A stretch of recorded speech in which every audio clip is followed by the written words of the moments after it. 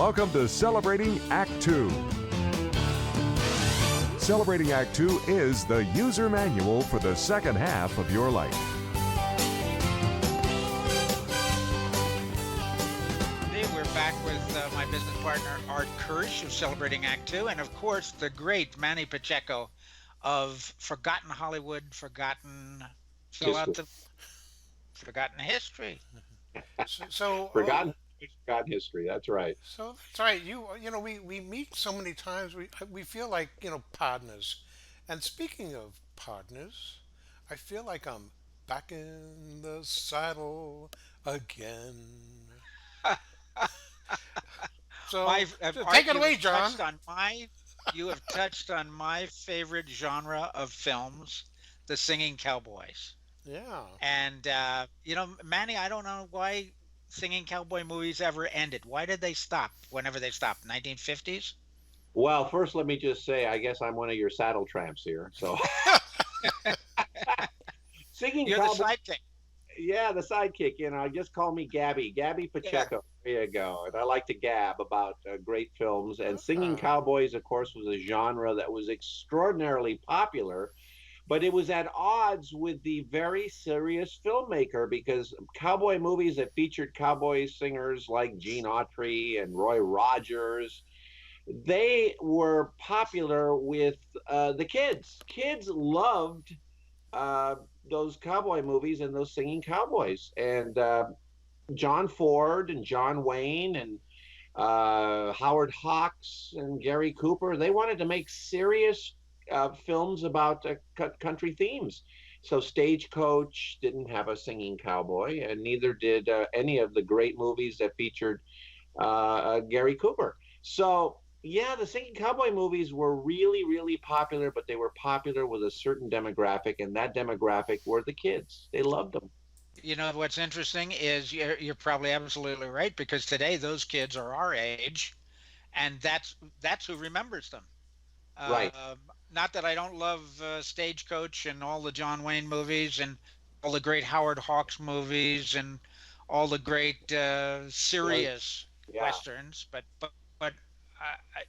we're old enough to remember the Singing Cowboys, and I don't think there's too many people younger than us that even know who they were. Gene Autry and Roy Rogers and Dale Evans, were they on the big screen singing or just on the TV? I remember them from the TV.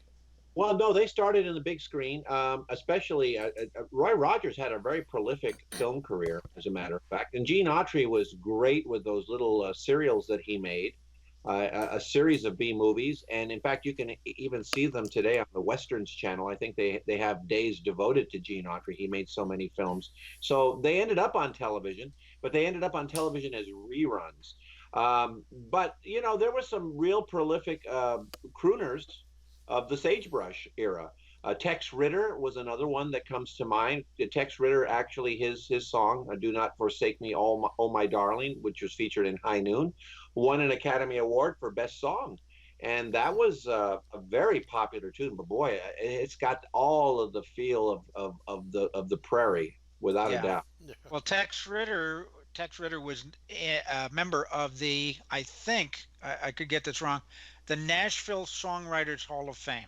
So he was a real pro country songwriter, if you will. Absolutely. And there were others. We were working together on this, John, and you compiled a great list. Herb Jeffries is a good example. Rex Allen, Monte, Hale. I mean, there was just a litany of great singing cowboys. And of course, one of my favorites, the Sons of the Pioneers. I just love their music. Oh, I could listen to them because their harmonies were so melodic. And believe it or not, they influenced a lot of singers to come. The Four Freshmen were actually influenced by the Sons of the Pioneers. Really? The Beach Boys were actually influenced. And it's not hard to argue that, because one of the original members of the Beach Boys and the Jan and Dean group was a little surfer out of California named Glenn Campbell. So you can see why the Sons of the Pioneers might have been a great influence. And yes, Glenn Campbell was a member of the Beach crowd in the early 60s. Yeah. the music of the Singing Cowboys was most of the time pretty mundane, I think.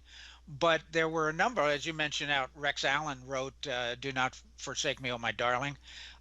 There was a number I wanted to bring in a guy named Eddie Dean, who I was not familiar with, Hmm. and he was known as the Golden Cowboy. But I was familiar with the songs, and in his bio it said he wrote and sang "One Has My Name, the Other Has My Heart." That's a classic country song. You hear it still here on the radio, a golden Well, oldie. back then they were called country western songs, of course. That's true, they were, and that's the difference between today.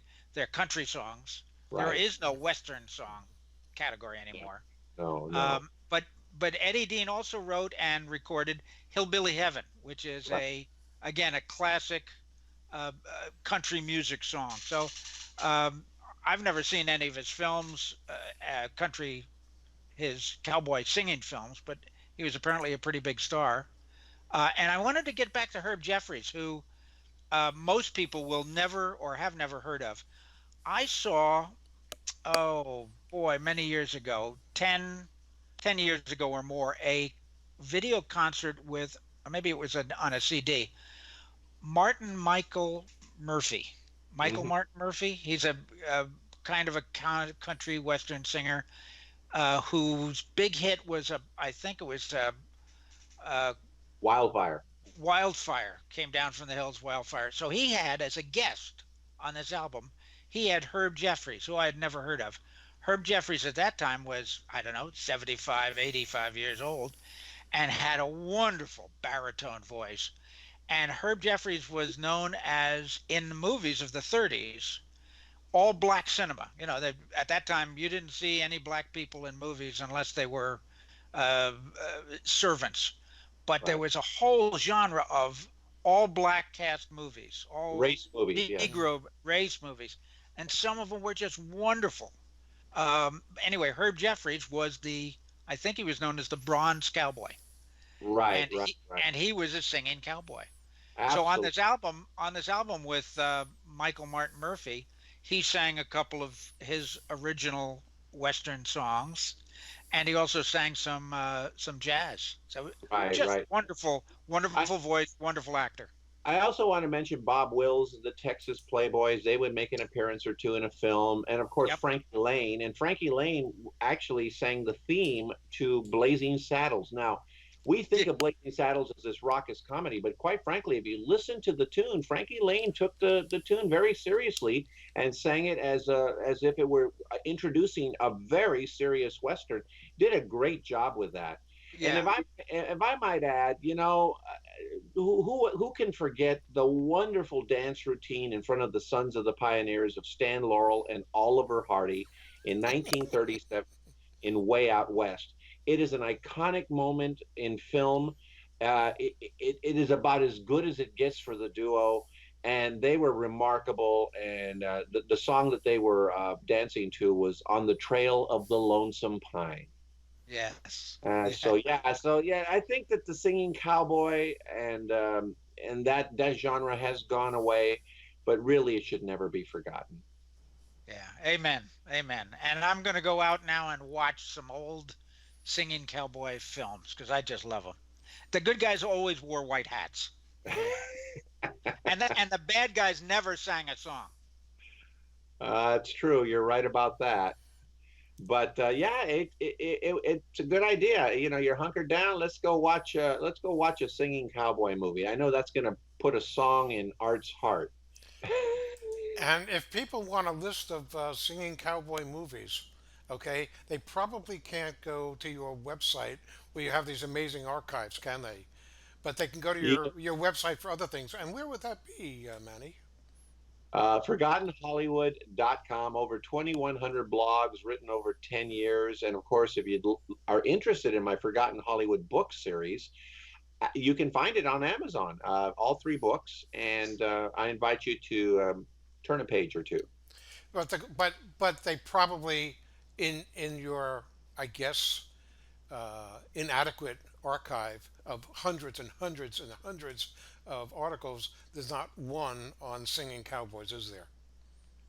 Uh, you know, There might be. Yeah, well, What do you Yeah, mean? What do you mean?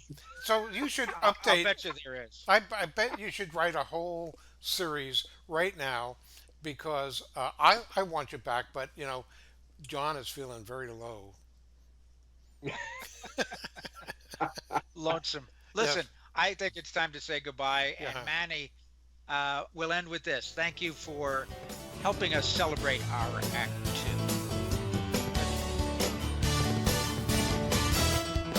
For more on Celebrating Act Two, visit our webpage, follow us on Facebook, subscribe to us on YouTube, and tell your friends. Celebrating Act Two is the user manual for the second half of your life.